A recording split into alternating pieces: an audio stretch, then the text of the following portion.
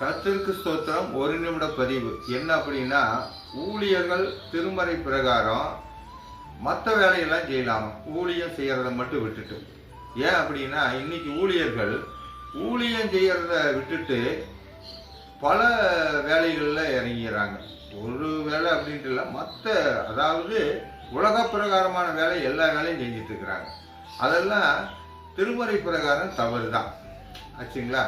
அப்போ இதுக்கு என்ன உதாரணம் அப்படின்னா, அப்போஸ்தலர் 6ஆம் அதிகாரத்தில் இயேசு கிறிஸ்துவினுடைய ஊழியர்களை மக்கள் கூப்பிட்டு எங்களுக்கு இருக்கிற மற்ற பிரச்சனைகள்லாம் கொஞ்சம் கிளியர் பண்ணித்தாங்க அப்படின்னு கேட்குறப்ப அவங்க என்னங்கிறாங்க, உங்களுக்குள்ள பரிசுத்தாவி ஞானம் பெற்ற நற்சாட்சி பெற்றவங்க யாராச்சும் இருந்தால் 7 பேர்த்து வச்சுக்கோங்க, நாங்கள் போதிக்கிறதுல ஜெபம் பண்ணுறதுல எங்கள் வேலை அப்படிங்கிறாங்க. அப்போது இன்னைக்கு ஊழியர்கள்னு சொல்கிறவங்க பொது மனிதருடைய பணத்தை வாங்கி தன்னுடைய காரியத்தை நடத்திக்கிறவங்க, இல்லை சம்பளத்துக்கு ஏதோ ஒரு பெரிய பெரிய இடத்துல வேலை செய்கிற ஊழியர்னு சொல்கிறவங்க ஊழியத்தை மட்டும்தான் செய்யணுமே ஒழிய பொது காரியத்துக்கெல்லாம் போய் மற்ற வேலையெல்லாம் பண்ணிட்டு ஊழியம் செய்யணுங்கிறது தவறு தான். அதாவது இன்னும் சொல்ல போனால் லூக்காவில் சொல்லப்படுது, 2 எஜமானுக்கு வேலை செய்யக்கூடாது.